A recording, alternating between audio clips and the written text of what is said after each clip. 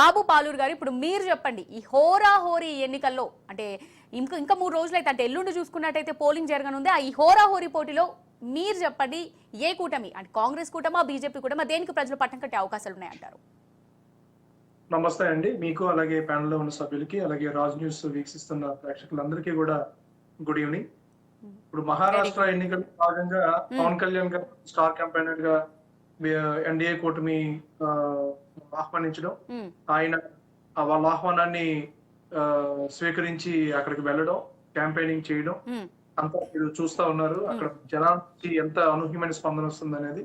అంటే ఇందాక శ్రీనివాసరెడ్డి గారు చెప్పినట్టుగా తెలుగు వాళ్ళ ప్రభావం ఎక్కువ ఉన్న ప్రాంతాల్లో మన వాళ్ళు క్యాంపెయినింగ్ చేస్తున్నారు కాబట్టి దాని ఇంపాక్ట్ ఉంటుంది. కాకపోతే అది ఎవరికి ఎడ్జ్ అనేది ఎలక్షన్ రిజల్ట్ తర్వాత తెలుస్తుంది. తప్పనిసరిగా పవన్ కళ్యాణ్ గారు అక్కడ క్యాంపెయినింగ్ చేయడం, ఆ జనాల నుంచి వస్తున్న అనూహ్యమైన స్పందన మీరు ఆల్రెడీ చూసే ఉన్నారు.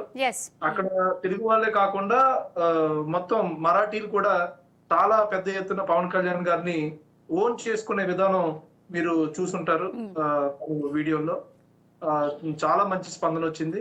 డెఫినెట్ గా ఈ బీజేపీ కూటమికి చాలా అడ్వాంటేజ్ అవుతుంది. పవన్ కళ్యాణ్ గారు ఎక్కడెక్కడైతే ప్రచారాలు చేశారో, నేను మిగతా రాష్ట్రం మొత్తం మీద రాజకీయ పరిణామాలు ఎలా ఉండబోతున్నాయి, ఆ ముఖ చిత్రం ఎలా ఉండబోతుంది అనేది నేను చెప్పదలుచుకోలేదు.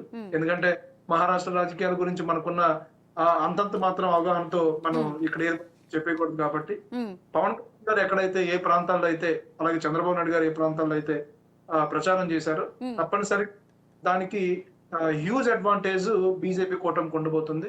తప్పనిసరిగా ఎలక్షన్ రిజల్ట్ తర్వాత తెలుస్తుంది. ఎందుకంటే నరేంద్ర మోదీ గారి తాలూకా ప్రోగ్రెసివ్ రూలింగ్ ఏదైతే ఉందో, దేశానికి మంచి పేరు తీసుకొచ్చి ప్రపంచ స్థాయిలో నిలబెట్టిన ఘనత నరేంద్ర మోదీ గారిది.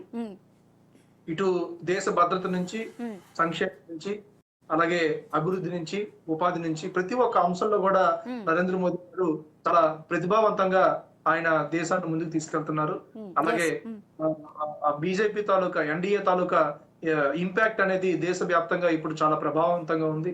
అందులోకి ఏపీలో మనం క్రియేట్ చేసిన హిస్టరీ ఏదైతే ఉందో, ఈ ఇక్కడ ఎన్డీఏ తాలూకా విజయం ఏదైతే ఉందో, ఇదొక ఒక ఇన్స్పిరేషన్ గా మహారాష్ట్ర ఎన్నికలకి తీసుకోబోతున్నారు.